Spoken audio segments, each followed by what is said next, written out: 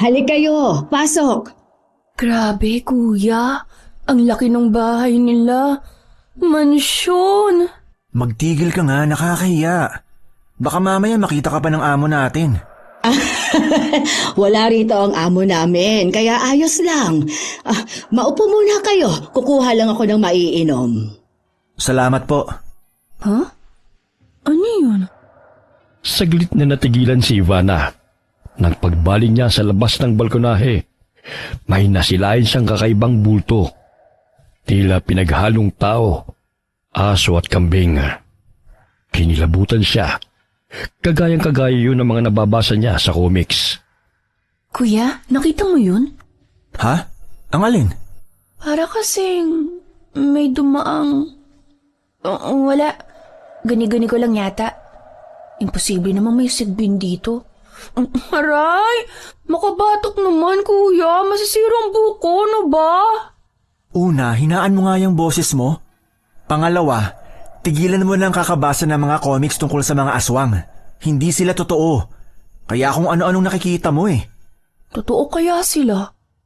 Pero malabo nga din namang makakita ko ng isa dito sa mansyon. Eto uminom muna kayo. Salamat po. Saan po pala kami ma-assign? At kailan po kaya kami pwede magsimula?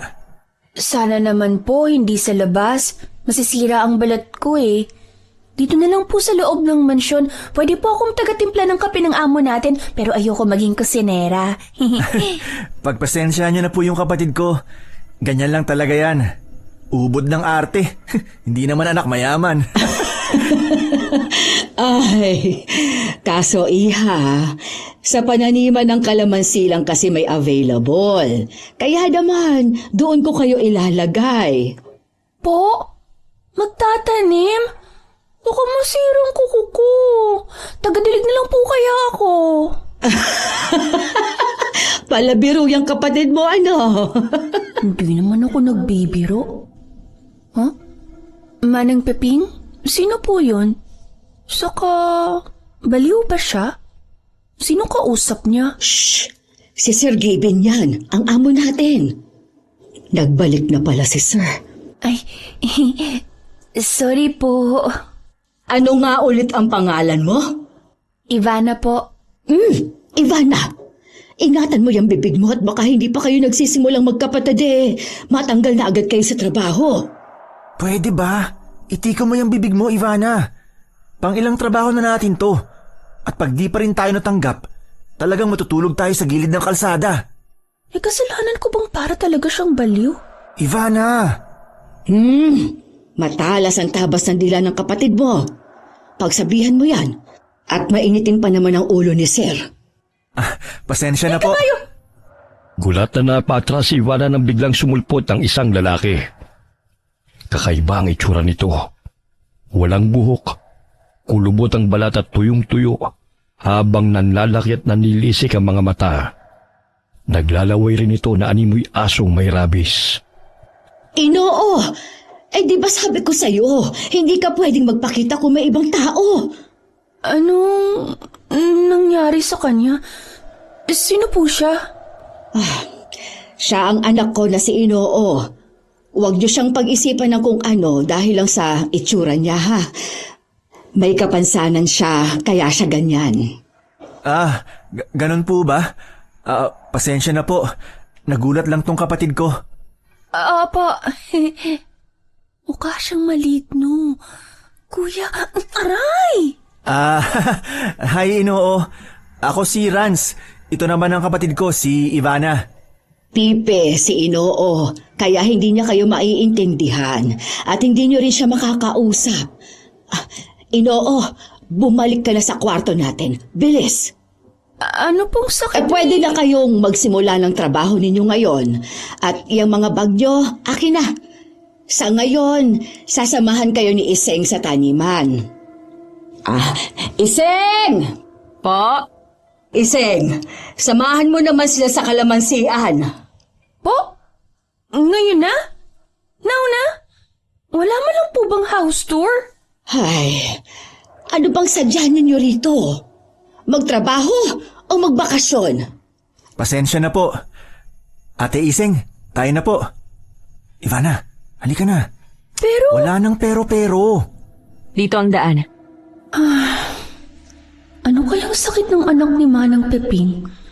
Tsaka parang siyang nakita ko kanina sa balcony. Nakakatakot naman siya. Mukha siyang sipin. Tanungin ko kaya si Ate Iseng. Kung ano man yung iniisip mo, tigilan mo na. Opo. KJ naman ni Kuya. Tatanong lang eh. Pagkarating nila sa kalamansian, agad na itinuro ni Iseng ang mga gagawin nila. Silang nakatakda magtanim ng mga puno ng kalamansi. Ngunit hindi pa man sila nagsisimula, ay puro reklamo na si Ivana. Paano? Maiwan ko na kayo ha? Tawagin ko na lang kayo pag tanghalian na. O tawagin nyo na lang ako pag may kailangan kayo. Sige po, salamat po ulit. Kuya! Ang init-init naman dito. Dapat doon na lang tayo sa loob ng mansyon nagpa-assign. Kaso nga pala, nandun yung mukhang sabi na anak ni Manang Peping. Tumigil ka nga dyan, Ivana. Tsaka yung bunganga mo. Baka mamaya marinig ka ni Manang. Tanggalin pa tayo sa trabaho. Bawal na po bang magsabi ng totoo ngayon? Pero kahit na, hindi ka dapat ganyan. Ay, bilisan mo na yan. Tulungan mo na ako dito. Ito na nga. Kaasar naman. Ang dumi na ng kuko ko. Saan ko to ilalagay? Dito na lang. Eh yun, kuya. Ipapatag din ba natin yun? Alin? Yun o. Yung parang bahay ng nuno sa punso. Hindi ko alam eh. Wala namang nasabi si Ate Iseng. Pero, linisan na lang din natin. Eh, kuya. Baka may nunong nakatira dyan. Manuno pa tayo. Tumigil ka na nga sa kakareklamo, tulungan mo na ako. Isa pa, hindi totoo ang mga nuno gaya ng aswang, sigbin o kung ano pang nabasa mo dun sa comics at napanood sa TV. Kaya tumayo ka na dyan. Tulungan mo na ako. Eh, paano nga kung meron? Eh di maganda. Makikita mo na mga kalahi mo. Kuya! Hoy! Anong ginagawa nyo? Kuya, si Sir Gavin. Nakakatakot siya. Magandang umaga po, sir. Ano po, pinapatag lang po namin ng lupa dito banda para mataniman din ng kalamansi. At sino nagutusan yung patagin yan, ha? Manang Peping! Manang! Po, sir! Ay, ano na namang ginawa ninyo, ha? Wala naman kaming ginawa. Aray! Huwag ka nang sumagot. Hindi ba kabiling-bilinan ko na huwag ipapagalaw ang punso na yan? Sir, sorry po. Nakalimutan ko pong ibilin sa kanila. Baguhan ba kayo? Opo. Pasensya na po. O sige, palalampasin ko kayo sa ngayon. Pero ayoko na maulit to, ha? Naintindihan nyo? Opo. Ivana. Bakit? Ikaw naman may gustong patagin. Aray! Opo. Doon na kayo sa kabila magtanim. Manang, Po. igiyan mo sila ron. Opo. Halina kayong dalawa rito. Hindi ba kayo tinuruan ni Iseng kung ano lang ang gagawin at gagalawin? Panira talaga kayo ng araw. Kaya bago-bago nyo lang. Gusto nyo yatang masampulan eh. Buwisit. Ayoko pa namang nagpupunta rito. Kala ko mabait tong si Manang Peping, pero kasing pangit pala ng anak niyang ugali. Che. Tumigil ka na, pwede ba? Doon. Doon sa gitna ng mga kalamansing ito. Ayos lang ho ba kayo, Manang Peping? Ano hong nangyari sa braso nyo? Wala ito. Yak! Galis po ba yan? Anong sabi mo? Wala pong sinabi ang kapatid ko. Tayo na po, Manang. Hindi na. Hanggang dito lang ako. Kailangan ko na rin umalis dahil sumusumpong na ang allergy ko. Allergy po? Allergic po kayo sa kalamansi? Linisan ninyo ang bahaging yon at doon kayo magtanim. Kung may tanong o kailangan kayo, tawagin ninyo si Iseng. Ano ba, kuya? Ang baho ng kamay mo. Kadiri! Bakit na naman? Ikaw, pigilan mo nga yung bibig mo. Mapapahamak tayo dyan eh. Tahimik na nagpatuloy sina Ivana at Ran sa pagtatanim. Sa bawat hukay ng lupa, ramdam ni Ivana ang bigat ng araw at init na dumidikit sa kanyang batok. Panay ang buntong hininga at kamot niya sa ulo. Halatang hindi sanay sa ganoong gawain. Ay, nakakainis naman. Hindi ka sanay sa ganyang trabaho, no? Ikaw pala. Pwede po bang magpahinga muna? Eto, uminom muna kayo ng kuya mo. Yun! Salamat po. Kanina pa talaga ako uhaw na uhaw. Teka, orange juice po ba yan? Wala po bang lychee? Lychee? Huwag niyo na lang pong pansinin. Itong kapatid ko kasi medyo may tililing eh. Narinig kita ah. Wala kaming lychee eh. Ayaw mo ba? Ako na lang iinom nito. Hindi. Pwede na rin po yan. Salamat.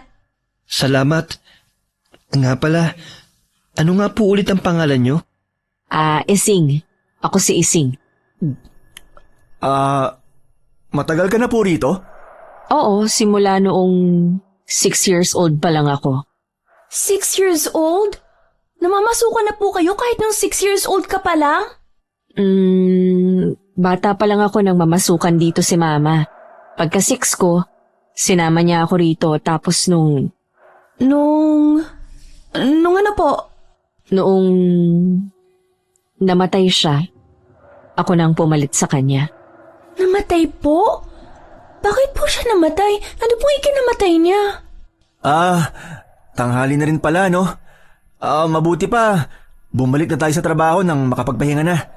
Ivana, tara na. Teka lang, gusto kong malaman kung anong kinamatay ng mama niya. Halika na nga. Pasensya na po. Namatay ang mama ko sa hindi malamang sakit. Natahimik si Ivana sa sagot ni Ising. Sa paraan ng pagkakasabi nito, hindi lamang sakit ang naramdaman niya, kundi para bang biglang sumariwa kay Ising ang lahat. Kita sa mga mata nito ang kirot at higit pa roon may kakaibang takot at tila pilit itong ikinukubli. Sorry, dapat pala hindi na po ako nagtanong. Ayos lang yon, pero may pakiusap sana ako. Ano po yun? Pwede bang wag na natin tong pag-usapan? Lalo na pag nandito si Manang Peping. Bakit naman po? Ayaw na ayaw niya kasing pinag-uusapan ang tungkol sa pagkamatay ni Mama. Parang anak na rin kasi ang turing ni Manang kay Mama eh. Opo. Hindi na po magtatanong pa si Ivana tungkol doon. Di ba, Ivana? Ha? Opo. Pasensya na po ulit. Pagkatapos ng maikling pag-uusap, muli silang bumalik sa ginagawa nila. Naging maayos naman ang trabaho nila hanggang sa muling bumalik si Ising para sa hapunan. Bukod sa stay-in sila, ay libre na rin ang pagkain nila. Rans, Ivana, magtanghalian na muna tayo. Mamaya nyo na lang ulit yan ituloy. Yun! Sakto, gutom na po talaga ako. Ano pong ulam? Ivana, mahiya ka nga. Dahil Biyernes ngayon, nagluto si Manang Peping ng munggo. Meron ding pritong isda, tortang talong at tinapa. Yun lang? Pa yan? Same lang din ang parati naming ulam. Tara na. Mabuti pa nga po. Nga pala, paano kayo napadpad na dalawang magkapatid dito? Tsaka itong si Ivana, mukhang bata pa. Ilang taon ka na nga? Mukha lang po akong baby face pero 18 years old na po ako. Talaga? Mukha kang 16. Siguro dahil sa height. Mana sa'yo? Bansod ka din naman ah. So ano nga, paano kayo napunta rito? Yung pamilya kasi namin, nabaon sa utang. Si Daddy nakulong dahil sa ipinagbabawal na gamot. Habang si Mami, dinala sa rehab kasi nawala na sa katinoan matapos ang mga kamalasang nangyari sa pamilya namin. Ganun ba? Pasensya na ha. Kaya pala halatang hindi sanay at may pagkamaarte itong si Ivana. Mukhang may kaya pala kayo dati. Ganun na nga po. Bilisan na natin. Baka naghihintay na sila. Mainit pa naman ang ulo ngayon ni Manang Peping.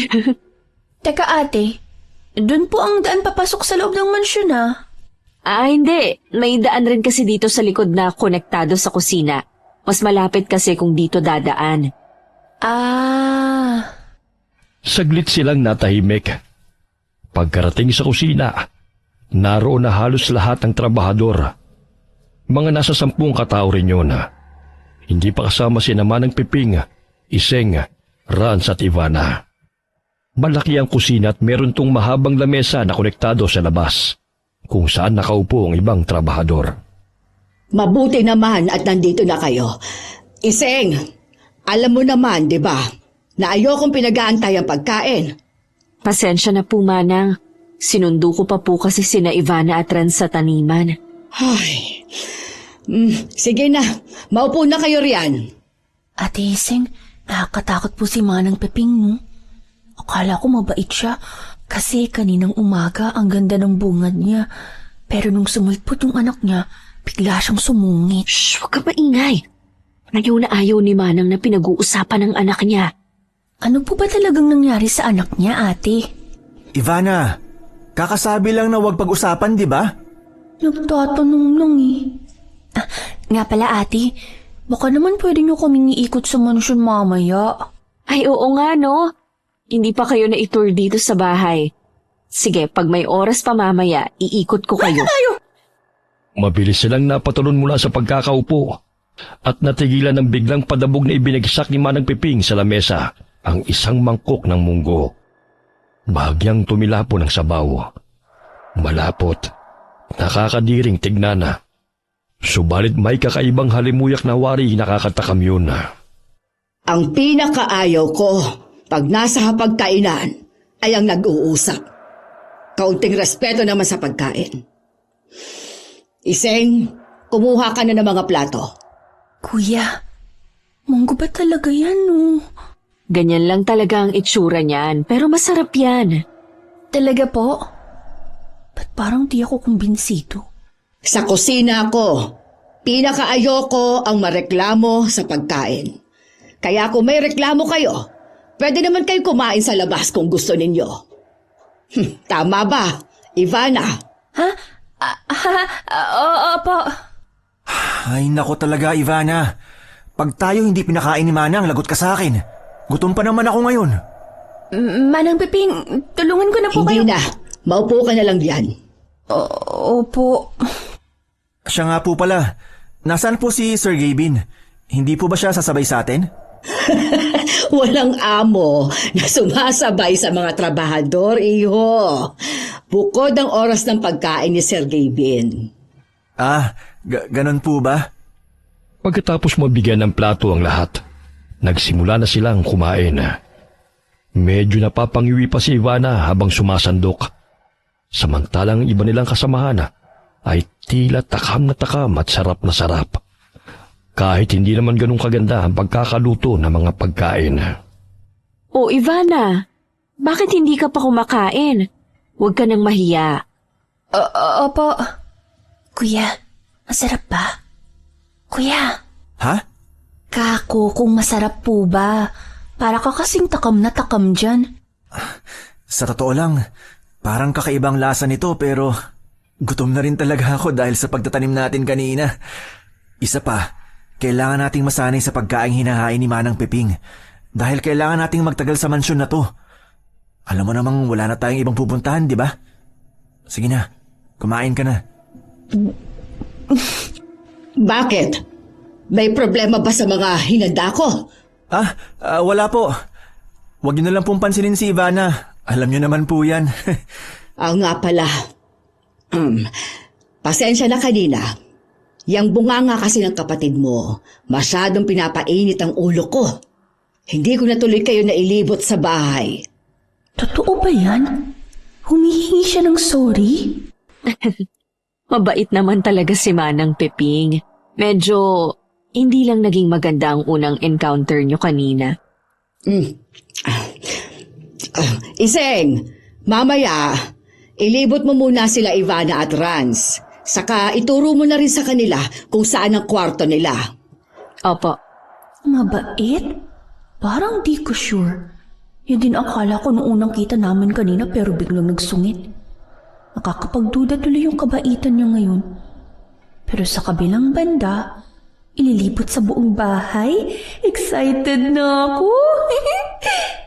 Mukhang excited ka na sa house tour Ivana. Ha? Kumain ka na at lalamig na yung pagkain mo. Apa. Masarap ba talaga to? Ivana, ano ba? Huwag mo na nga amoy-amoyin yan. Isubo mo na lang. Insulto yan kay Manang. Gusto mo ba na hindi ka na niya pakainin? Ito na nga po. Masarap naman pala. Pwede na. Aray! Sabi naman sa'yo, masarap. Lalo na kapag nasanay ka na, mas lalo pa yung sasarap sa panlasa mo. Anong ibig niyong sabihin dun? Lalong sasarap? Ipinagkibit balikat na lamang ni Ivana mga panibagong tanong sa isip niya at itinuloy ang pagkain. Pagkatapos kumain, nagbalikan na sa kanilang gawain ng ibang mga trabahadora. Samantalang tinupad naman ni Ising ang pangako at inilibot sila sa mansyon. Dito naman ang kwarto mo, Rans. Kasama mo rito yung iba pang stay-in na trabahador. Saan po ako? Hindi po ba kami magkasama ni Kuya? Doon naman tayo sa kabilang kwarto. Bukod kasi talaga ang lalaki at babae dito. Yun kasi ang gusto ni Sir Gavin. Nga pala ate, kanina niyo pa po kami iniikot dito sa bahay. Pero wala akong ibang nakitang tao maliban sa ating mga trabahador at kay Sir. Pansin ko nga rin po. Wala po bang pamilya si Sir Gavin? Lapit kayo. Po? Bakit po? Matandang binata kasi si Sir. Sa madaling salita, wala siyang asawa. Bakit po? Hindi po siya nag-asawa? Kung tutuusin, tingin ko nasa 40 plus pa lang naman si Sir. Tsaka sa yaman niya, imposibleng walang papatol sa kanya. Ewan, baka natatakot na perahan lang siya ng mapapangasawa niya. Sa bagay, sa panahon ngayon, mahirap na magtiwala. Ay, Pamilya niya po. Magulang. Wala po ba siyang mga magulang? Wala din eh. Sa tagal ko na dito, wala pa akong nakitang bumisita o bisita yang si Sir. ganun po ba? Tara dito naman tayo. Nakikita niyo yung dulong pinto sa hallway? Diyan ang kwarto ni Manang Peping. Taya, bakit si Manang Peping may sariling kwarto? Dahil matagal na siya rito. At siya rin ang mayordoma ng bahay na to. Tara, dito tayo. Huh? Saglit na natigilan si Ivana nang may makita siyang anino sa gilid ng kwarto ni Manang Piping. Dahil sa kuryosidad, ay walang pagdadalawang isip siyang humakbang palapit doon. Pero agad ding natigilan at napatalon sa gulat nang bigla siyang hawakan ni Ising. Nakakagulat ka naman, Ate Ising. Tara na, wala nang daanan dyan. Pero may parang pasilyo pa po ron sa gilid ng kwarto ni Manang. Basement yon. Wala ka namang makikita doon kundi puro kalat. Tara na. Huh? Kalabog po yun Parang galing po sa basement. Wala naman ako narinig, Ivana. Baka guni-guni mo lang yon. Tayo na sa kwarto ng mga babae. Pero may narinig talaga ako Andito lang po pala kayo. Akala ko na wala na kayo eh. Salita ako ng salita kanina. Wala na pala akong kausap. Ito kasing si Ivana eh. Ano na namang ginagawa mo, Ivana, ha? Wala po. Tayo na? Huh? Teka po, Bakit na naman ba? dun po sa second floor, hindi niyo po ba kami itutour dun? Gusto ko pa naman sanang makita ang kwarto ni Sir. Ivana, huwag kang ganyan. Nakakahiya ka. Bakit naman gusto mo makita ang kwarto ni Sir? Wala lang. Naisip ko lang kasi kung anong itsura nun. Siguro maraming ginturon kagaya ng mga napapanood ko sa TV. Ganun kasi sa malalaking mansyon gaya nito. Magtigil ka nga. Walang ganun sa kwarto ni Sir. Ordinaryong kwarto lang yun na halos wala ngang laman. Po? Nakapasok na po kayo ron? Oo, isang beses nung bata pa ako. Pinagbawalan din ako ng mama ko na umakyat sa second floor. Pero makulit at mapilit ako kaya pumuslit ako nung nabibisi sila. At doon ko unang nakita ang kwarto ni Sir. Anong itsura, ate? Malaki ba? Tsaka, bawal po? Bakit po? Hindi ko alam pero bawal tayong umakyat sa second floor. Hanggang dito lang tayo sa baba, yun ang bilin ni Sir. Pinasadahan ng tingin ni Ivan ang hagdan paakyat sa ikadawang palapag. Namangha siya sa kintab ng tiles at sa kulay ginto nitong hawakan. Gayon din sa malilit na chandelier na nakasabit sa kisame ng ikadawang palapag.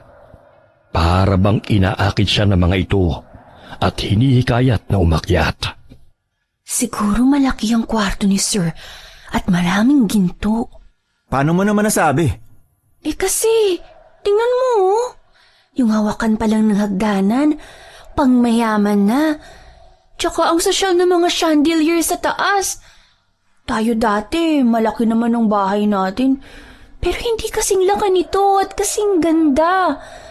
Pwede na nga itong pumasang kastilyo Mas maliit na version nga lang.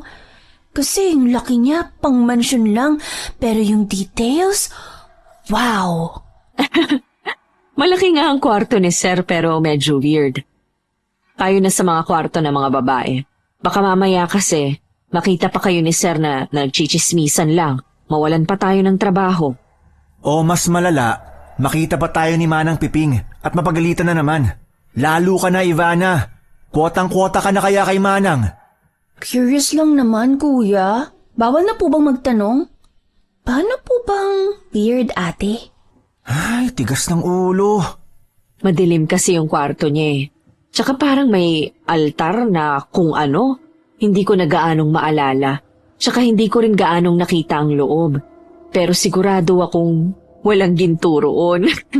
Oh, pero sa yaman niyang to, imposibleng wala siyang gold bars.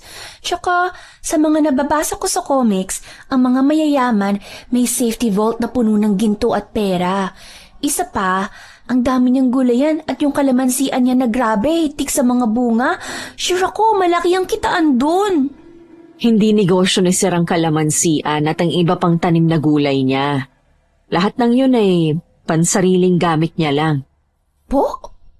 Ano pong hanap buhay ni Sir kung ganun? Yan nga ang isa sa ipinagtataka namin. Kasi alam niyo ba, wala naman siyang trabaho at parati lang nandito sa mansyon. Minsan aalis, pero babalik lang din agad. Wala rin siyang negosyo, pero para ring hindi siya nauubusan ng pera. Imagine kung ilang tao tayong sinasahuran niya, di ba? Hindi po kaya may alagang duwende si Sir Capen? Tapos yung duwende yung nagbibigay sa kanya ng swerte? Kasi dun sa may kalamansian, merong punsuron Tapos nagalit siya nung papatagin dapat ni Kuya. Hindi ba pwedeng may memories lang siya sa lupang yon? Kaya ayaw niya ipagalaw? Gaya naman ng ano, Kuya? Aba malay ko. Mas reasonable kasi yung naisip ko kaysa sa idea mong baka may alaga siyang duwende. Para namang totoo mga duwende. Tumigil na nga kayo. Nga pala, Ivana, dito ang higaan mo. Dito naman ako sa baba.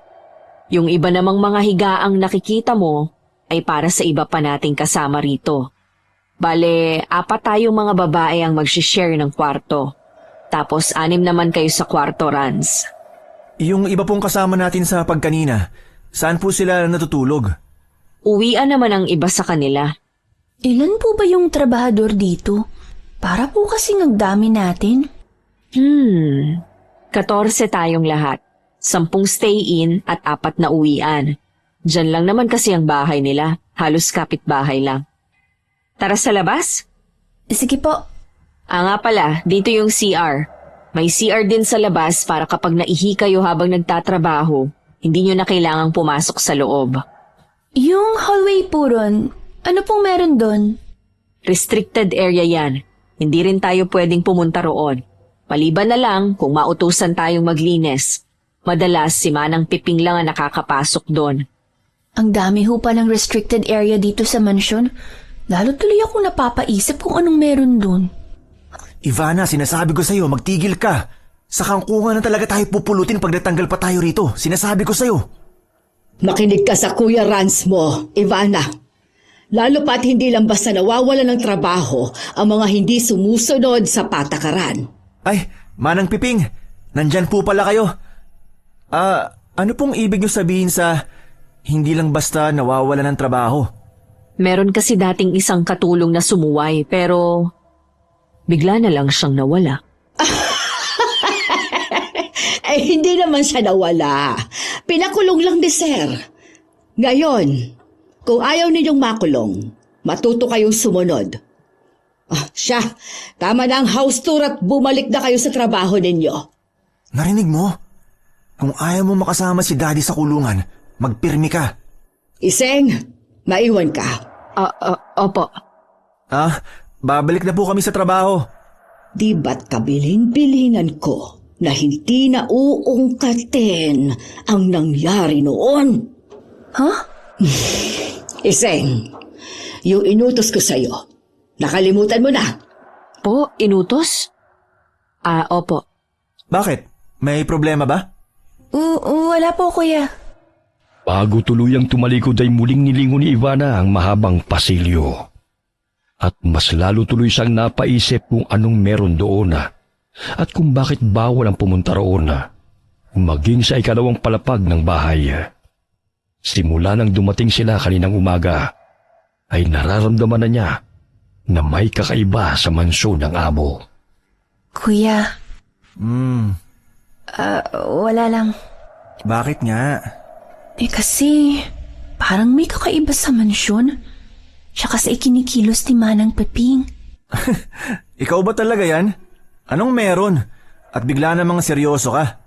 Kasi kuya, ganitong-ganito yung mga plot na nababasa ko sa comics.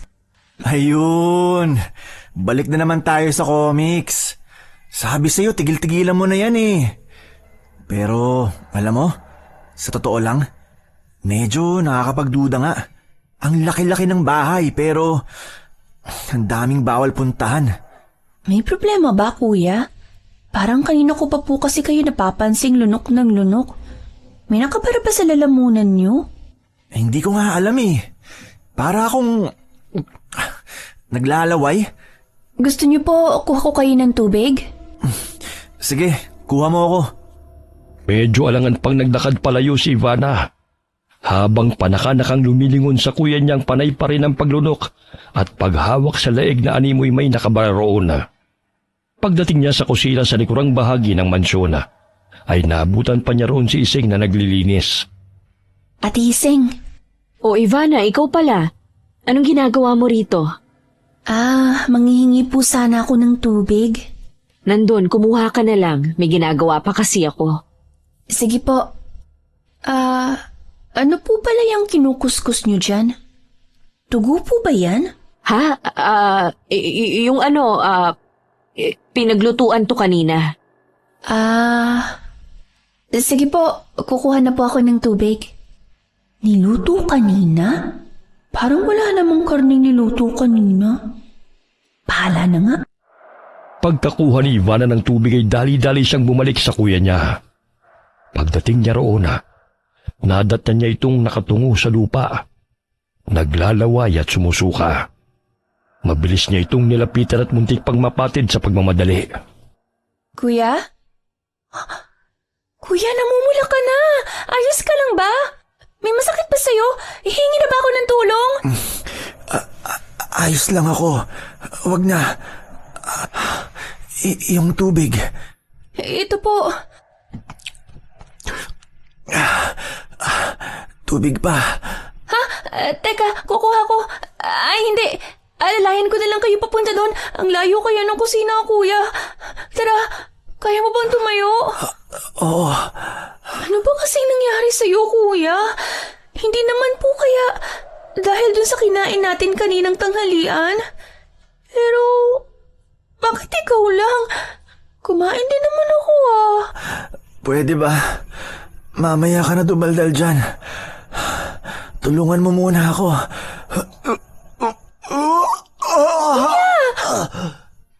Mabilis na inikot ni Ivana sa paligid ng paningin niya para sana humingi ng tulong. Sinubukan niya pang tawagin ang isang trabahador doon, pero hindi man lamang ito lumingon at patuloy lamang sa ginagawa.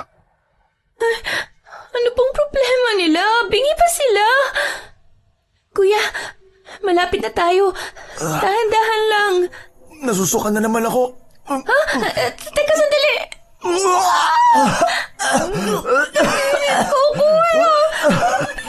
Sa'yo!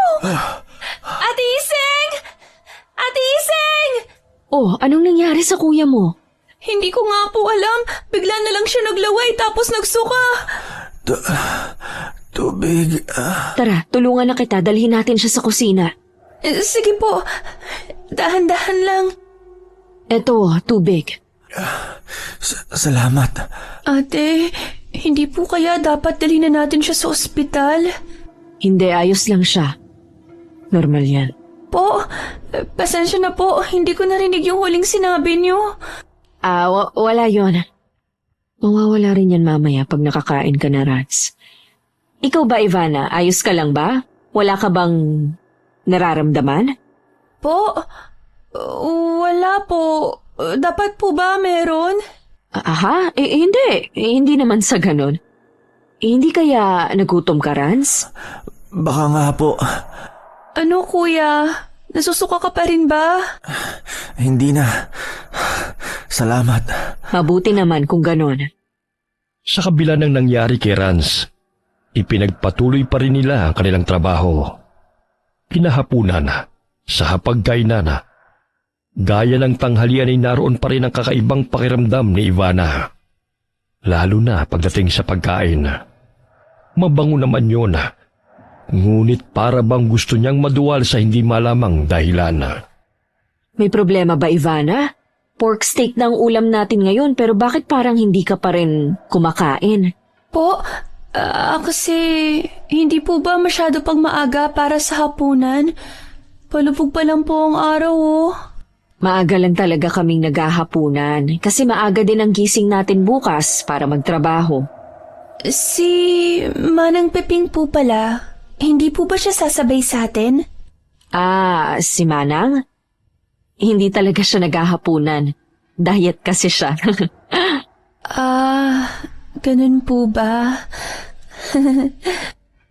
Saglit na tumahimik si Ivana at sumubo. Maayos at masarap naman ang lasa. Ngunit sa hindi may paliwanag na dahilan, ay para bang hindi niya magawang lunukin yun. Napansin din niya na tila masyadong tahimik ang mga kasama nila. Nakatun lamang sa pagkain.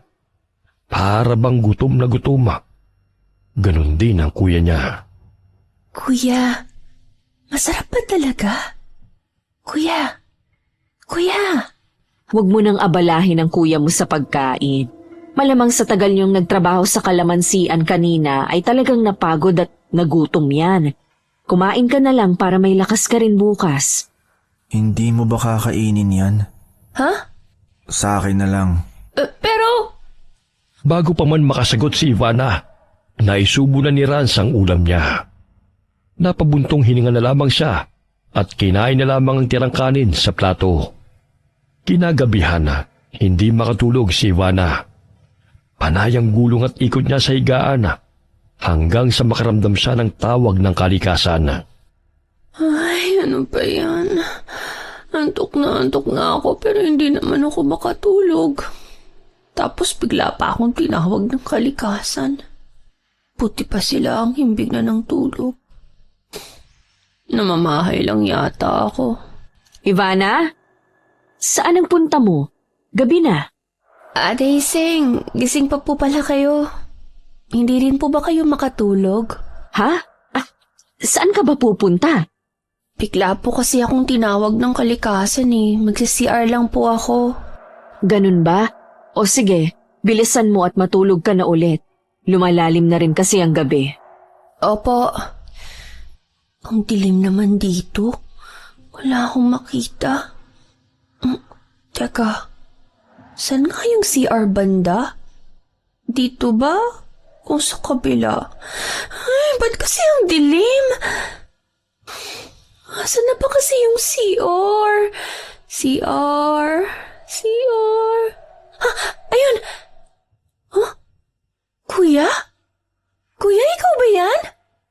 Saglit na natigilan si Ivana nang may makita siyang pamilyar na bulto na pumasok sa banyo. Nagmamadali ito at animoy naduduwal. Medyo alanganin pa siyang humakbang. Ngunit nang makita ang kuya niya ngayon, ay dali-dali siyang lumapit. Laking gulat niya nang makitang kumulay pula ang mga mata nito. Kuya? Paano? Tubig! Diyos ko, ano bang nangyayari sa'yo, kuya? Tubig! Pahingi ng tubig! Opo. Teka, kukuha ko. Huh? Ano yun? Punyeta, bakit pa kasi ang dilim dito? Sinong nandyan? Shit! Bakit parang may tumaang anino? Hindi po magandang biro to. Tuwag po ako. Huwag niyo po akong tatakutin. Pakiusap. Ivana, yung tubig. Ito na. Kukuha na po ako ng tubig. Kahit nanginginig sa takot, sinikap niyang ihakbang ang mga paa papuntang kusina. Panay pa rin ang paglinga niya sa paligid. Ngunit natigilan siya nang mapadaan sa may hagdan papuntang ikalawang palapag. Mula roon ay may narinig siyang tila nag-uusap. Dahil sa kuryosidad, hindi niya namalayang nakakit na pala siya roon. Si Sir Gavin ba yun? Sinong kausap niya? Sapat na bang mga naani kong gulay bilang handog sa'yo? Ha? Handog? Gulay? Sino bang kausap niya? Wala naman akong nakikita. Hindi kaya... Sino nandyan? Patay! Ano? Gusto mo pa ng karagdagan? Hindi niya ako pwedeng makita dito.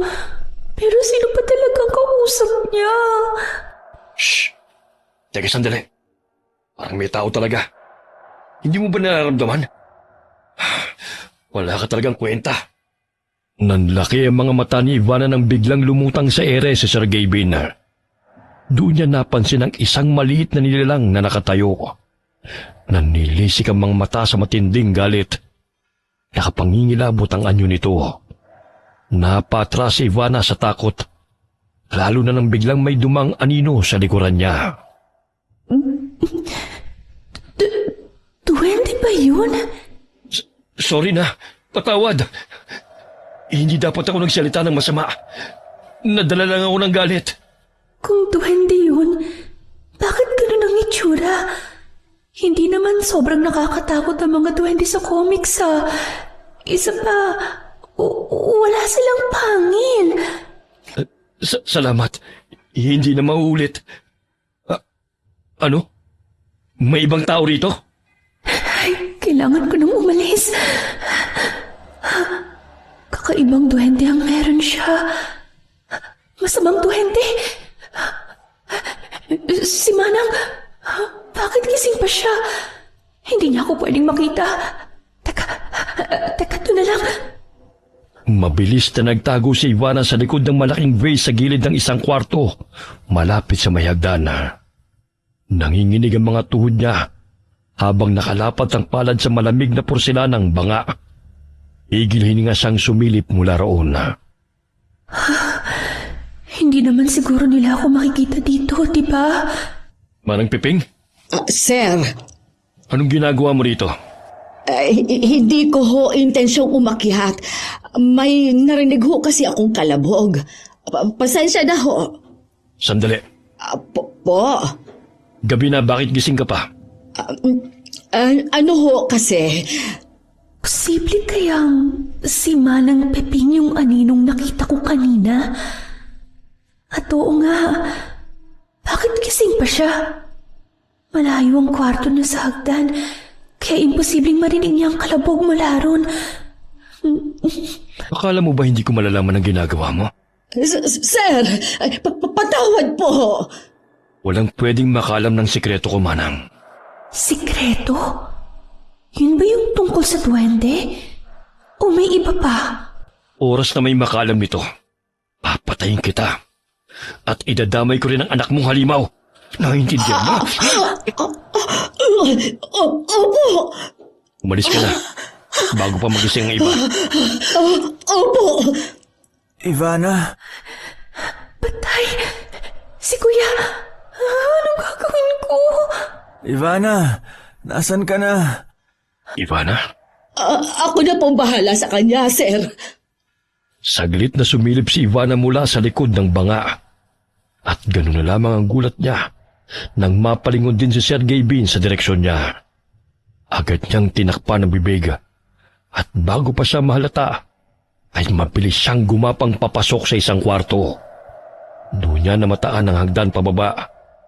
Walang alinlangan siyang bumaba roon. Pikit matang pinipigilan ng sariling mapasigaw. Ay, muntik na ako doon. Tama talaga si Kuya. Dapat mag-ingat na ako eh. Pero teka, nasa na ba ako? Ba't parang mas lalong madilim at malamig dito? Ano yun? Hindi. Guni-guni mo lang yun, Ivana. Imposible. Imposibleng may tunog ng mabilis na hayop rito. Walang hayop dito. Wala. Leche, wala pang ilaw dito. Ano yun? Natatakot na talaga ako. Paano kung nandito pala yung sigbi na nakita ko kahapon? Leche, paano huwag kang mag-isip ng kung ano at hanapin na lang ang ilaw? Nasaan na ba kasi yun? Ayan, nahanap ko ng switch.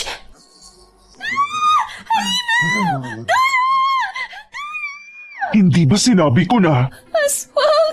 hindi ka pwedeng pumasok dito? Aswang! Aswang! Aswang!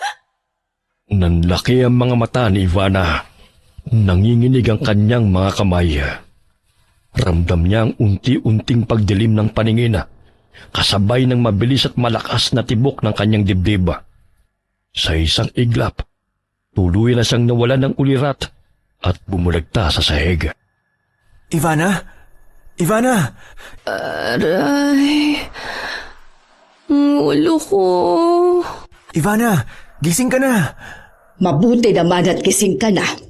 Ivana, ano ba kasing ginagawa mo rin sa basement, ha? Hindi ba sabi ko sa'yo, wala ka namang makikita doon? Aswang!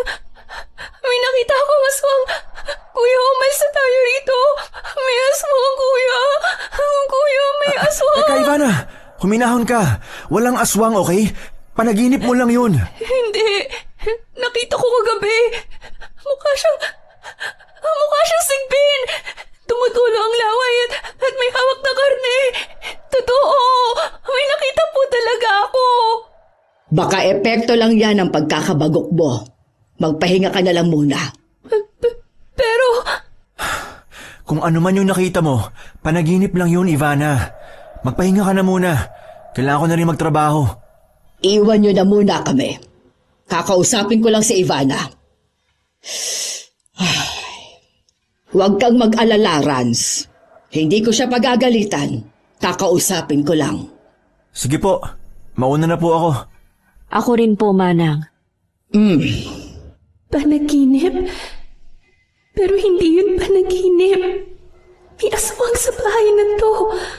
May aswang! Oh, Ivana! Malakas na napasigaw si Ivana habang nakaturo sa anak ni Manang Piping na si Inoo. Na nooy kapapasok lamang sa kwarto. Paulit-ulit niyang binibigkas ang salitang aswang. Namula naman sa galit ang mukha ni Manang Piping at galit na galit niyang dinuro si Ivana. Hindi aswang ang anak ko! Nakita ko siya! Sigurado ako! Kamukha ng anak mo ang nakita ko! Aswang kayo! Tumigil ka na! Hindi aswang ang anak ko!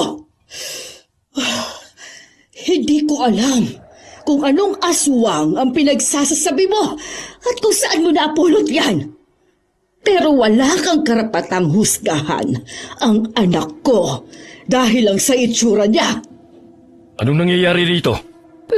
Pero... Ivana! Hindi ko alam kung anong nakita mo sa basement. Pero ano ba kasing ginagawa mo ron ng 10 oras ng gabi? Oo nga. Bakit naroon ka? Ano po, magbabanyo lang po sana ako. Kaso, masyado pong madilim kaya hindi ko na namalayan. Nandun na pala ako napunta. Sorry po. Mukhang wala siyang alam, sir. Ligtas pa rin po ang sikreto ninyo. Inoo, anak, tayo na. Pagkalabas din naman ng Piping at Inoo, ay sumunod na rin si Sir Gavin.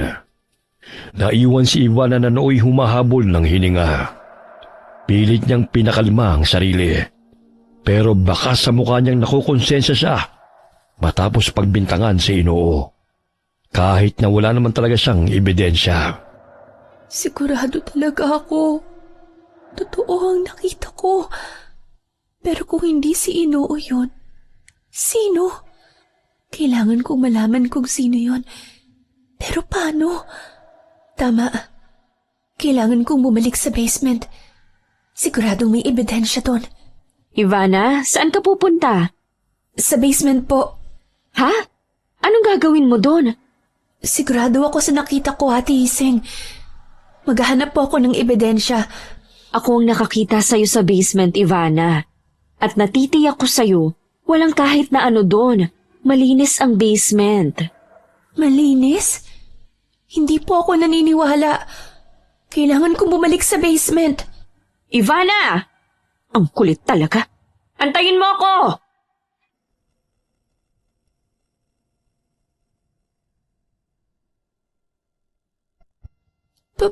Paano? Malinis nga ang basement. Sabi ko naman sa'yo, di ba? Wala kang ang makikita dito. Tara na, bumalik na tayo sa kwarto at kainin mo na yung dinala kong lugaw bago pa lumamig. May hagdanan yun dito. Asa na yung hagdanan? Ano bang pinagsasasabi mo, Ivana? Tara na. Pero Ate Iseng, Ano ba? Gusto mo bang mapagalitan ka na naman? Gusto mo bang mawalan kayo ng trabaho o ipakulong ni Sir? galit po ba kayo? Pinapainit mo kasi ang ulo ko eh. Nag-aalala lang naman ako sa'yo. Tara na. Maupo ka dyan at kainin mo tong lugaw na dinala ko sa'yo. Ano po yan? Bakit kakaiba po ang itsura? Lugaw. May karneng baboy ito. Kainin mo ha. Ubusin mo. Pero hindi pa po kasi ako nagugutom. Kumain ka kahit onti lang. Ito. Sige na. Sige po. Bakit po ganun ang lasa? Nakakadiri. Ha? Hindi naman. Baka sa panlasa mo lang yun. Subukan mo ulit. Pero Sige na. ganun pa rin po ang lasa, Ate Iseng. Nakakadiri po talaga. Ano po ba yan? Ano pong hinalo niyo sa lugaw? Wala naman akong nilagay. Sige na, isa pa. Ayoko na po. Wala naman po akong sakit. Hindi niyo naman po ako kailangang subuan. Sige na, last na talaga. Ayoko na nga po! Bahagyang napalakas ang pagkakatulak ni Ivana sa mangkok na hawak ni Iseng. Nahulog yun at natapon sa sahig. Mabuti na lamang at hindi nabasag. Agad siyang tumayo at tinulungan si Iseng na damputin ang mangkok at kutsara. Ngunit natigilan siya nang makitang saglit na pumula ang mga mata ni Iseng. Buisit. Ako na. Oh, ayos ka lang? Para ka nakakita ng multo. Yung mata niyo, guni-guni ko lang yata yun. Tama. Baka guni-guni ko lang. Wala po. Pasensya na po. Hindi pa kasi talaga ako gutom eh. Ayos lang. Nga pala, Po? paano ka ba napunta sa basement? Pangako, hindi na ako magagalit. Ano bang ginagawa mo doon? Ang totoo niyan, ate. Pasensya na kung napagtaasan kita ng boses kanina. Ang tigas din naman kasi ng ulo mo. Sige na, ayos lang. Ano ka ba? Papagkakatiwalaan mo ko. Baka po kasi isumbong niyo ako kay Manang Piping o kaya kay Sir Gavin. Tsaka, paano po pala ninyo nalaman na nasa basement ako? Nagising ako sa isang sigaw. Paglabas ko, Napansin kong galing yun sa basement, kaya bumaba ako at nakita kitang nakahiga sa sahig. Tinawag ko si Manang at ang kuya mo nang nagbuhat sa'yo papunta rito. Ganun po ba? So paano nga? Paano ka napunta sa basement? Huwag kang mag-alala, hindi naman kita isusumbong. Ano po kasi, di ba dapat po magbabanyo ko nun? Nakita ko po kasi sa CR si kuya na nagsusuka kaya kukuha dapat ako ng tubig. Bigla naman akong napadaan sa may hagdan at nakarinig ng parang nag-uusap sa taas kaya umakyat po ako. Umakyat ka sa second floor? Opo. Anong nakita mo? Po? Sasabihin ko ba? Pero baka hindi siya maniwala o baka isumbong niya na talaga ako. Ivana, ayos lang. Pwede mo akong pagsabihan ng sikreto mo. Para na rin kasi kitang little sister. Alam mo ba, pangarap kong magkaroon ng nakababatang kapatid na babae. Wala kasi akong kapatid eh. Pwede ba yun? Kapatid na kita? Ha? Parang ayaw mo naman ata eh. Hindi po sa ganun. Baka lang po kasi hindi kayo maniwala. Bakit naman ako hindi maniniwala? Wala ka namang dahilan para magsinungaling, di ba? Nakita ko po kasi si Sir Kevin. May kausap po siyang 20. Duwende? Sabi na po hindi kayo maniniwala eh. Hindi sa ganon. Hindi lang ako makapaniwala na talagang may alaga pala si Sir Kevin na duwende. Kung ganon pala, tama ang hinala natin na posibleng galing sa duwende ang kayamanan niya. Ang galing. Pero sinong pinaghihinalaan mong aswang? Hindi ko alam ate eh. Hirap naman po kasing magbintang. Nagalit na nga sa akin si Manang kasi tinawag kong aswang ang anak niya. Pero alam mo, hindi rin naman kita masisisi. Mukha naman kasi talagang aswang ang anak ni Manang. Biro lang, ikaw naman ang seryoso mo. Pero duda din ako kay Manang at sa anak niyang si Inoo eh. Po? Hindi naman sa sinasabi kong aswang nga sila. Pero kasi may mga bagay akong napapansin kay Manang na medyo kakaiba.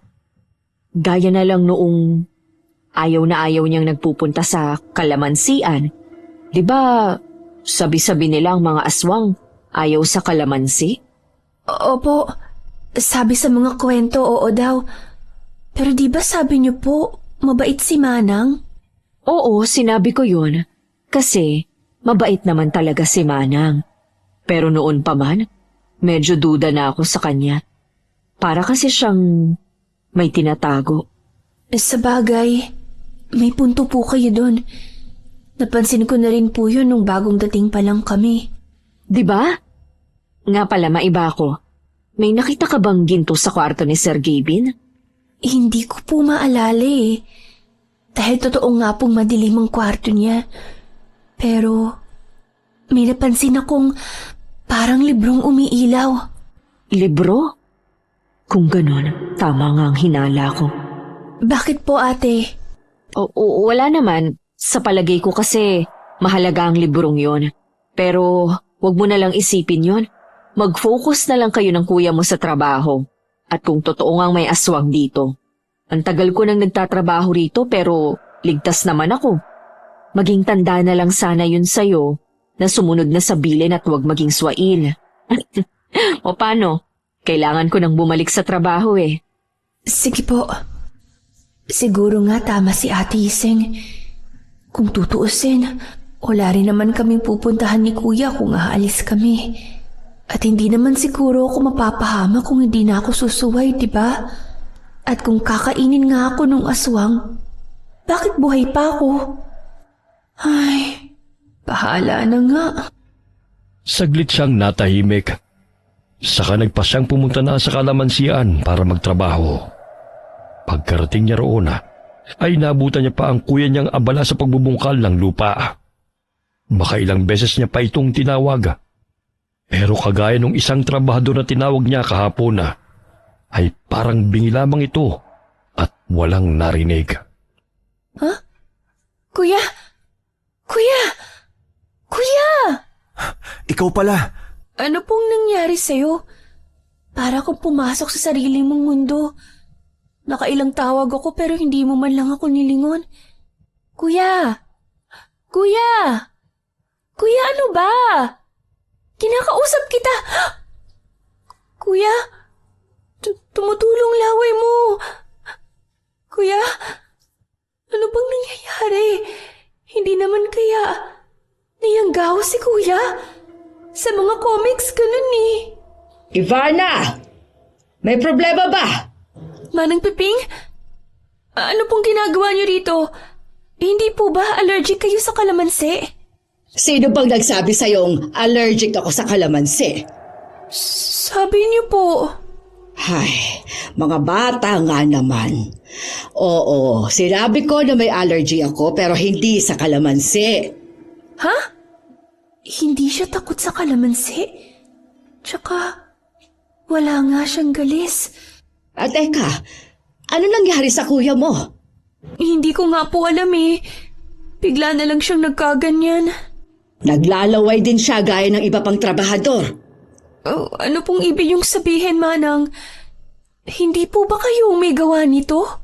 At bakit mo naman naisip na gagawin ko yon, ha? Iniisip mo pa rin na halimaw ako at ang anak ko? Hindi naman po sa ganung, Manang. Sorry po. Pero nagsimula po kasi maging ganyan si Kuya na makakain po siya ng luto niyo eh. Eh hindi ba't kumain ka rin naman ng luto ko? Oo po, pero halos wala rin po ako nakakain kasi hindi ko talaga kayang kainin ang mga luto niyo. Pasensya na po. Ay, pero kung tutuusin, hindi naman ako ang nagluto ng lahat ng yon. Po? Wala. Sige na, bumalik ka na sa trabaho mo. Hayaan mo na lang muna ang kuya mo. Pero, ang labo naman ni Manang. Ay, di ko na tuloy alam ngayon kung tama pa bang pagdudahan siya. Matapos ang pangyayaring yun, pinilit ni Ivana na bumalik sa trabaho. Ngunit panay pa rin ang pagsulyap niya kay Rans. Napansin niya rin na parang may kakaiba sa kilos ng ibang trabahador doon. Ilang sandali pa, biglang sumakit ang tiyan niya. Kaya't saglit muna niyang iniwan ng trabaho para magbanyo. Oo nga pala. Hindi nga pala ako nakapagbanyo kagabi dahil sa nangyari. Sana nga ulit ang CR dito. Tama. Doon. Teka po, sandali lang. Ako muna, lalabas na po talaga. Kainis, naunahan pa. Ay, sa loob na nga lang. Oh, Ivana. Mamaya na ate, hindi ko na po talaga kaya. Aha, okay. Shit. Bakit ba kasi nasa gitna ang banyo sa bahay na to? Sir, pasensya na ho pero may kakaiba po kasi sa mga trabahador natin. Huh? Anong ibig mong sabihin? Hindi niyo ako mabibigyan ng mas marami pang harvest? Boses yun ni Manang at Sir Gavin Pasensya na ho. Alam mo naman ang mangyayari pag hindi ako nakapagbigay ng handog, hindi ba? Ang anak mo! Shit, lalabas na talaga. Ay, mamaya na nga lang, hindi ko na talaga kaya eh. Ay, salamat. Tatapos din ako. Ay, makalabas na nga dito sa banyo. Ha? Manang? Tabi! Papasok ako sa banyo! Anong nangyari doon? Biglang sumakit ang tiyan ni Manang. May nakain sigurong masama. Ganun po ba? Ay, shit! Hindi ko na tuloy napakinggan ang usapan nila. Bakit? Sumama din ba ang tiyan mo? Po? Hindi po. Balik na po ako sa trabaho. O sige. Tama. May sinabi sa Sir Kevin tungkol sa handog nung gabi. Parang hindi nasiyahan yung duwende niya sa ibinigay ni Sir. Pero anong kinalaman nun sa mga nangyayari kina Kuya? Tsaka anong mangyayari sa anak ni Manang? Ay... Buong umagay walang ibang inatubag si Ivana kundi ang magtrabaho. Habang panaka-naka niyang sinusulyapan ng kuya niya na parang wala sa sarili at tuloy lamang sa pagbubungkal ng lupa. Kinahapunan ni muli silang tinawag ni Ising para sa hapunan. Kakain na po? Sasabihin ko pa lang sana. Inunahan mo naman ako. Kuya? Huh? Asa na siya? Ayun o, nauna na. Mukhang excited na kumain. Ate Iseng, wala ka po bang napapansing kakaiba kay kuya at saka sa iba pang mga trabahador dito? Napansin ko na po to nung una na parang masyado silang tahimik. Pero ngayon, pakiramdam ko may kakaiba sa kanila. Ano ka ba? Normal lang yan sa taong pagod. Eh yung naglalaway po, normal din po ba yun? Ha? Ate, hindi po kaya may ginawa si Manang sa kanila? Ayoko pong mag-isip ng masama pero nakakabahala na po kasi talaga. Paano kung... Ano ka ba naman, Ivana? Huwag ka ngang mag-isip ng kung ano-ano. Masyado pang maaga para malaman nyo. Mabuti pa, halika na. Bilisan na natin ang makapagpahinga na rin pagkatapos. Pagkatapos ng maikling usapan nila, agad silang nagtungo sa kusina. At ganun na lamang ang gulat ni Ivana nang makita roon si Manang Piping na abala sa paghahalo ng niluluto. Maging si Iseng ay nagulat din habang ang ibang trabahador ay tahimik lamang na naghihintay ng pagkain at nakatulala. Manang Piping, ano pong ginagawa nyo rito? Hindi na ba ako pwedeng tumapak sa kusina ko? Pagmamayari mo na ba to?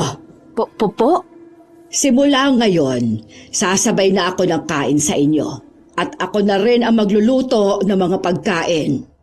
Hindi po ba kayo nagluluto ng pagkain dati? Tsaka akala ko po diet kayo.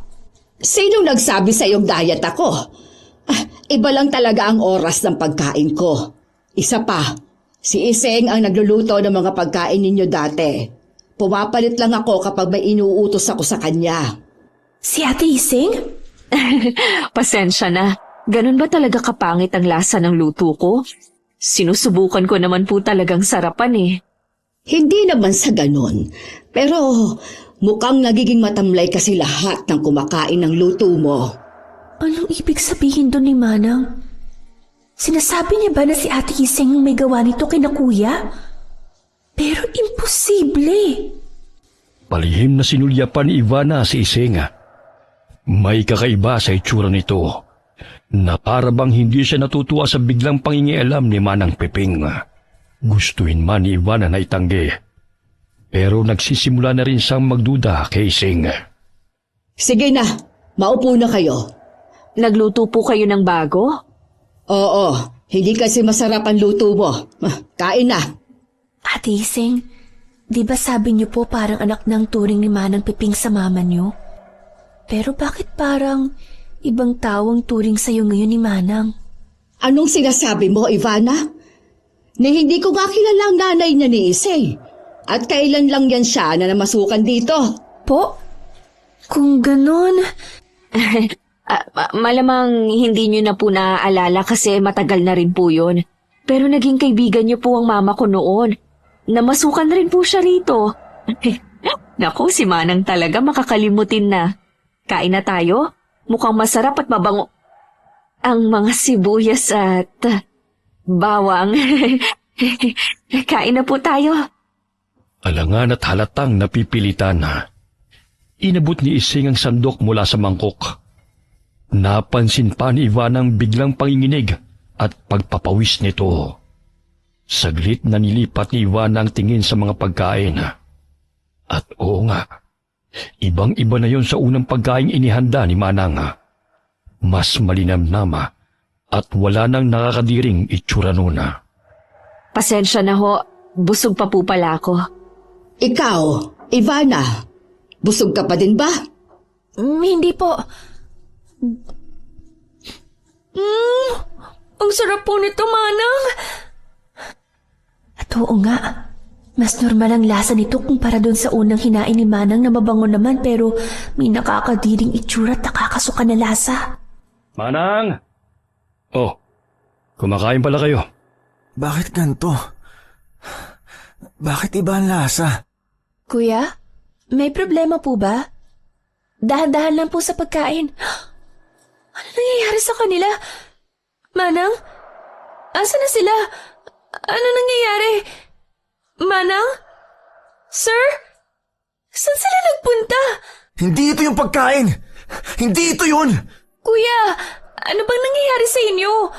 Bakit parang nagiging halimaw na kayo? Yung laway niyo, kuya. Ah! Manang! Sir Kevin! Ate Isay! Huwag niyo akong iwan! Manang! Ate Isay! Teka, susundan ko ba sila, Manang? O si Ate Iseng? Ay, ewan! Bahala na nga! Mabilis na napalingon si Ivana sa kusina nang makarinig ng mga kalabog ng mga kaldero at tila umuungol na hayop. Mariin siyang napalunok ng muling lumitaw ang anino. Alangan man ay agad siyang sumunod kina Manang sa pasilyo sa ibaba. Manang? Manang Peping? Sir Kevin? Lumayo ka sa akin! Huwag ka lalapit! Inoo! Inoo! Manang, yung anak niyo po! Tinakot mo kasi siya. Bakit ka ba sumigaw? Nagulat po ako eh. Inoo, halika kay Mama. Bilis! Manang, ano po ba talagang nangyayari? Bakit po biglang naging asal hayop sila, kuya? Wala po ba talaga kayong ginawa sa kanila? Wala ka ba talagang alam, ha, Ivana? Eh kung may alam po ako, bakit pa po ako magtatanong? Kung wala ka talagang alam, huwag ka nang makialam. Bumalik ka na lang sa kwarto at doon magtago. Kami nang bahala sa kuya mo at sa iba pa. Sigurado po ba kayo? Kung gusto mong mabuhay, sundin mo ang sinabi ko. Nag-aalangan man ay walang magawa si Ivana kundi ang sumunod. Habang naglalakad siya papuntang kwarto, muli siyang napadaan sa kusina at nagulat nang makitang nakahiga sa sahig. Tila wala ng buhay ang mga naroon kasama ang kuya niya. Kuya? Kuya? Kuya? Kuya, gumising ka! Kuya! Teka, buhay pa si kuya. Pero bakit wala siyang malay? Bakit wala silang malay? Ano bang nangyayari? Yung aswang, siya ba ang may gawa nito? Kailangan kong sabihin to kay Manang. At saan ka sa palagay mo pupunta? Ikaw yung nakita ko kagabi. Huwag ka lalapit! Diyan ka lang! Sabi ko na nga ba, totoo yung nakita ko. May aswang nga!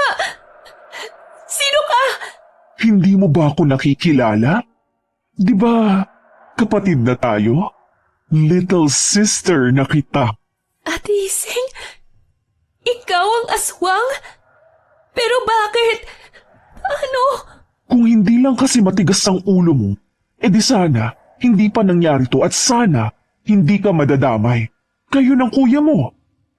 Mabilis na napatras si Ivana nang biglang humakbang palapit si Iseng. Hawak ang kutsilyo. Mabilis niya itong hinagi sa kanya. Ngunit agad din itong nailaga ni Iseng.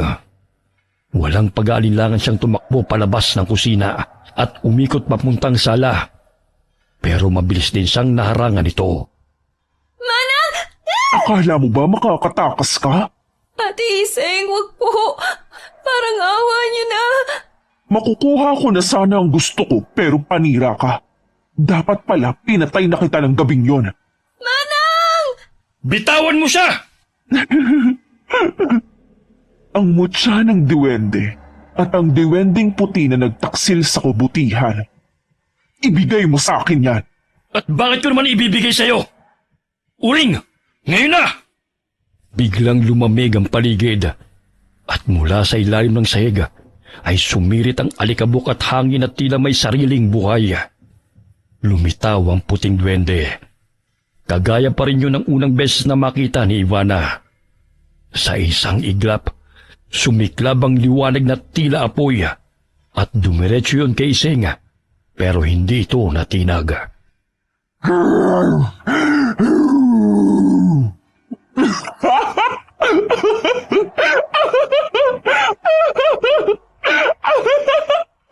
Mga hangal! Para lang yung maliit na bolang apoy sa akin. Hindi mo ba alam, duwende? na habang nawiwili ka sa kamunduhang kayamanan, ay mas lalong nawawala ng bisa ang kapangyarihan mo. Ano? Uring, anong ibig niyang sabihin?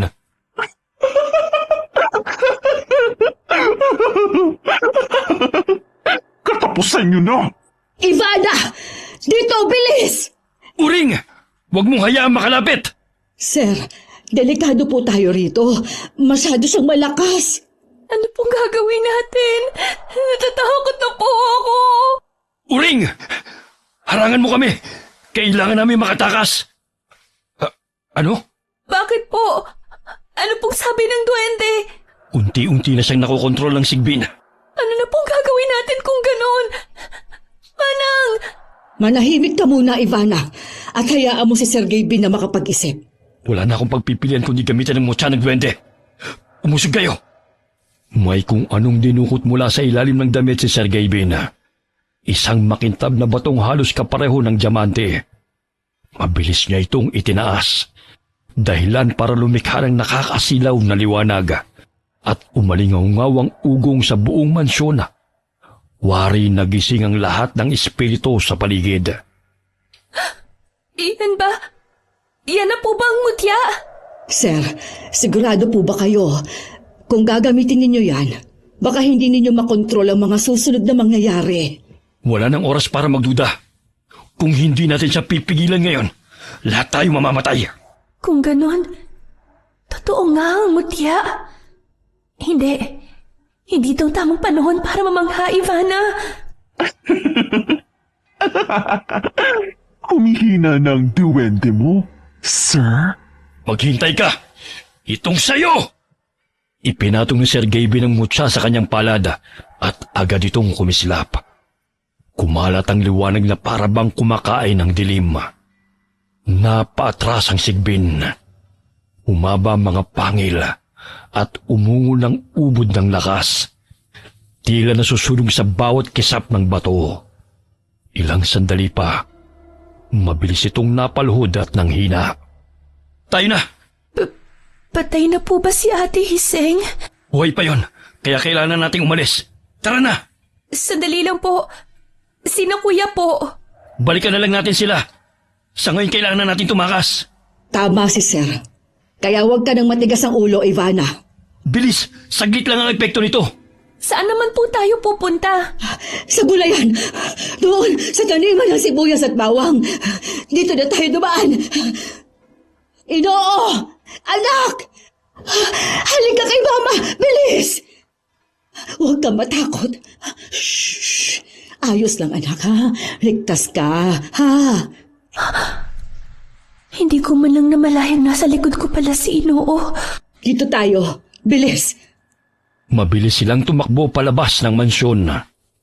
Sa bawat hakbang ay naririnig ni Ivan ang pag-uga ng sahig at ang alingaw-ngaw ng nakakatakot na ungol ng sigbin.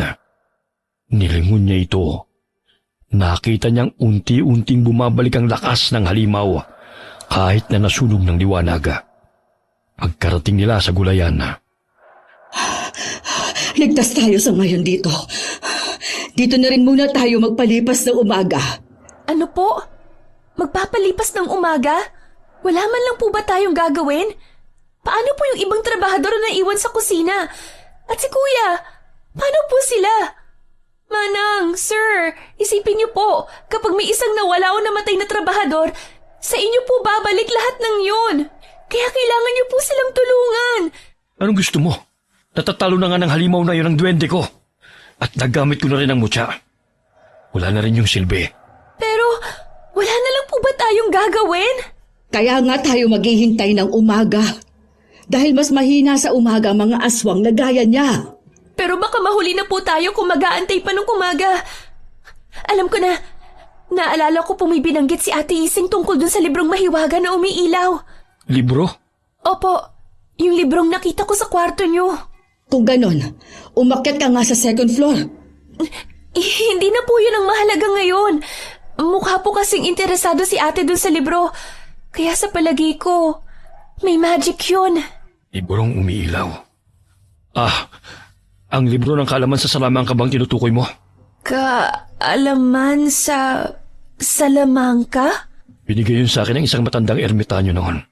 At binalaan niya rin ako tungkol sa duwendeng alaga ko. Oo, tama. Naalala ko na.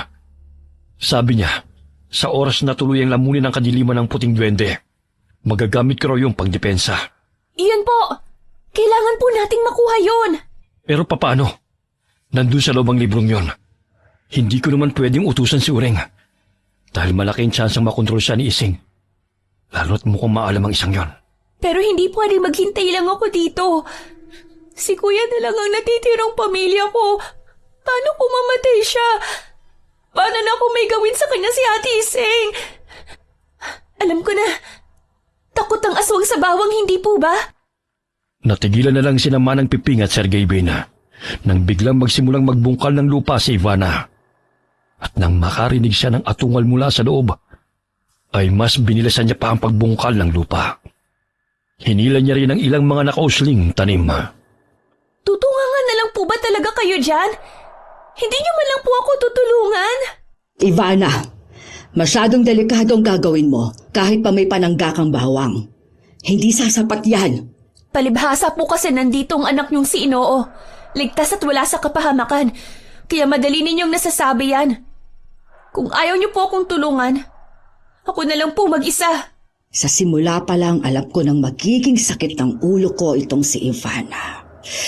Kung hindi ko lang talaga kakilala ang mga magulang nila, hindi ko talaga ito tatanggapin. Wala na talaga tayong magagawa. Mukhang desidido talaga siya. Ay, bahala na siya. Tapos ka na ba dyan?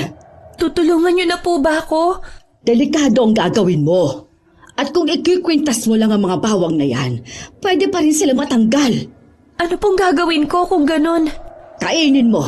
Po, sigurado po kayo? Mukha ba ako nagbibiro?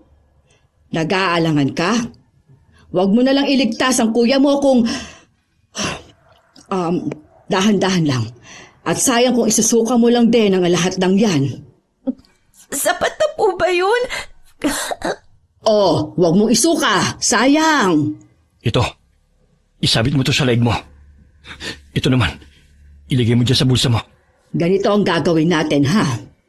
I-distract namin si Iseng. Tapos, doon ka dadaan papuntang kusina. Kung tama ang pagkakatanda ko, wala sa bookshelf ang libro kundi... tama. Nilipat ko yun sa isang sikretong drawer sa ilalim ng kama ko. Hanapin mo na lang yun doon. Oo. Huwag kang susuka. Apo.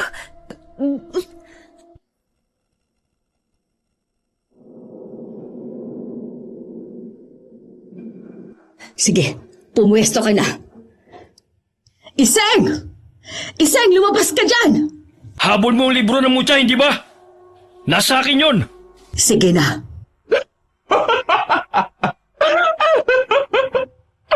Anong akala nyo? Mauuto nyo ako? Lumabas kayo dyan sa gulayan at ibigay nyo sa akin ang kailangan ko. Gaya ng plano nila, mabilis na pumuslit si Ivana papasok sa kusina. Pagkarating niya roon, agad niyang nilagyan ng tagi-isang pirasong bawang ang mga trabahador na mahimbing pa rin natutulog. Pagkatapos ay mabilis siyang umakyat para kunin ang libro. Ngunit bago pa man niya yun mahanap, ay narinig niya na ang boses ni Ising. Akala nyo ba maiisahan nyo ko? Buisit, kailangan ko ng bilisan. Asa na ba kasi yun? Ilalim daw ng kami. Ayun! Ito na nga yun! At saan sa tingin mo yan dadalhin? Ate Iseng! Papakawalan ko kayo ng kuya mo, ibigay mo lang sa akin yan. Akin na! Hindi! Patayin mo muna ako bago ko ibigay sa ito!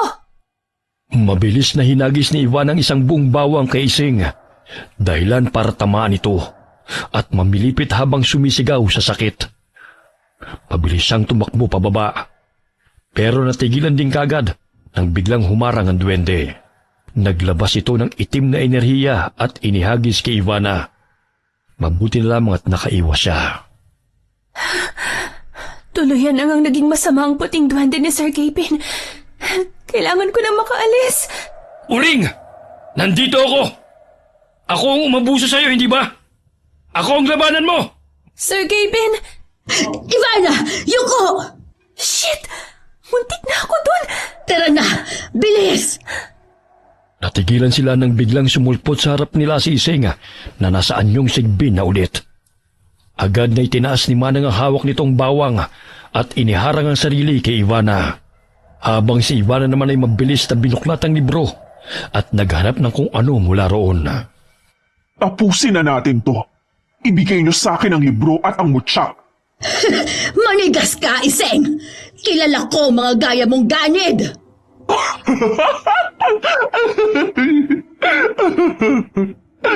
Ganid? Hindi ba ikaw at ang sir mo ang ganid dito? Ano pa namang libro to? Wala akong maintindihan sa mga nakasulat dito. Sino ba sa atin ang gumagamit ng kapangyarihan ng mutya at ng duwende para pagalingin ang anak at para magpakasasa sa yaman? Ako ba? Oo, pagiging makasarili nga ang ginawa ko. Pero maiintindihan mo rin yon kapag naging ina ka na. Kahibangan! Tingnan natin kung may magagawa ka pa pag pinatay ko ang anak mo. Hindi! Ina! Anak, bakit ka naman umalis sa gulayan? Hindi ba sabi ko doon ka lang? Asa na? Teka, punyeta, bakit ganitong sulat nito? Hindi ko maintindihan. Ang mutya ba to? Kailangan sigurong idikit. Bahala na nga. Ibibigay niyo ang gusto ko o papatayin ko si Inoo? Sir Gabin? Sir Gabin! Tulong! Hindi ako makahinga! Shit! Anong gagawin ko? Alam ko na! Ate Iseng! Gusto niyo po ang mutya at libro, di ba po? Nandun kay Sir Gabin ang mutya! At kung gusto niyong makuha yon, kailangan niyo siyang tulungan! Anong ginagawa mo, Ivana? Anong pinaplano mo? Basta, magtiwala na lang kayo. At paano ako makakasigurado na hindi niyo ako lolokohin? Huwag niyo pong sabihin natatakot kayo sa duwende. Kung tutuusin, kaya niyo nang bawiin ang mutya ngayon din. Kailangan niyo lang talunin ng duwende. Hindi ako tanga, pero may punto ka. Mabilis na binitiwan ni Iseng si Inoo at inatake ang duwende. At nang makawala sa itim na salamangka si Sir Gabin, ay mabilis siyang nilapitan ni Ivana at kinuwang mutya nito sa leeg at idinikit sa libro. Anong nangyari? Bakit hindi gumana? Ano bang ginagawa mo? Sabi po kasi dito sa libro, idikit ko daw po eh. Ayun po yung picture oh. Hindi ko kasi maintindihan yung nakasulat dito. Patingin! Ayan po. Baligtad pala. Mabilis silang napatakip ng mga mata nang biglang nagliwanag ang libro ng sobrang tindi. Kasunod nito ang umaalingaw na atungal ni Iseng. Nagtagal yun ng ilang minuto hanggang sa unti-unting humupa ang liwanag. At doon nakita nila si Iseng, tao na ulit. Nakahiga sa sahig at walang malay. Tapos na po ba? Tulungan mo ako. Itali natin siya. Saan niyo po nakuha yan? Bilis! Opo. Ivana! Kuya! Buhay po kayo! Bakit? Namatay na ba ako? Teka, ano nangyari kay Ate Iseng? Bakit siya tinatali? Mahabang kwento, kuya eh. Tulungan niyo nga ako rito. Bilis! Doon natin siya ilagay. Manang, ayos lang po ba si Inoo? Oo, awa ng Diyos, maayos siya. Tapos na ba? Si Iseng, ang duwende. Tinatali na po nila si Ate Iseng. Yung duwende naman, hindi ko na po alam kung nasan eh. Bigla lang nawala pagkatapos ng liwanag. Ay, Sir Gabin, ano na pong balak ninyo kay Iseng ngayon? Ito-turn over ko siya sa mga pulis at titiyakin kung hindi na siya makakawala sa kulungan. Paano po kung bumalik siya? Hindi na siya makakabalik. Titiyakin ko yon. Pagkatapos ng lahat na nangyari, agad na tumawag ng pulis si Sir Gabin. Ipinaliwanag niyang nagtangkang magnakaw si Iseng at nakasakit pa ng kapwa niya kasambahay. Yun din ang kwento na pinaabot ni Ivana sa kuya niya at sa iba pang trabahador. Sa presensya ng mga pulis, wala nang nagtanong o nakiusoso pang mga kapitbahay kung ano talaga ang nangyari ng gabing yun. Nagpatuloy ang kanilang trabaho sa mansyon, ngunit nagbago na ang lahat. Si Ivana, na dati isa lamang sa mga taga-tanim, ay naging kanang kamay na ni Sergey Bin sa negosyo. Hindi na siya basta manananim, kundi isang pinagkakatiwalaang katuwang. Samantala, si Ransay na natili sa kalamansian. Mas pinili niyang manatili bilang magsasaka dahil anya'y mas gusto niyang paghirapan ang kanyang kinikita at tunay na nag-e-enjoy siya sa simpleng buhay na yon. Mula noon, unti-unti na ring nawala ang bakas ng kababalaghan. Nasunog ang bahay ng duwende sa may kalamansian. Tanda na tuluyan nang naglaho ang nilalang na yon. Nang lumaon, natuklasan din ni Ivana at Rans ang totoo. Ang anak pala ni Manang Piping na si Inoo ay may karamdaman na tinatawag na progeria o premature aging syndrome, dahilan ng kakaibang anyo nito. Sa kabila ng lahat, dala ni Ivana ang mga aral ng gabing yun na may mga bagay na hindi may papaliwanag ng mga mata at may mga sekreto ring mas mabuting manatiling nakatago. Natutunan rin niyang wag basta manghusga ng tao base lamang sa kanilang anyo at wag din agad ibigay ang tiwala sa mga taong inaakala niyang mabait. Ngunit higit sa lahat, natutunan niyang ang tapang ay hindi kawalan ng takot, kundi ang pagpili pa rin lumaban para sa mga mahal niya kahit natatakot. At mula noon, bawat anihan ng kalamansi ay hindi na lamang simpleng kabuhayan para sa kanila, kundi paalala na minsang dumana sila ng bangungot at matagumpay nilang nalampasan yon. Wakas,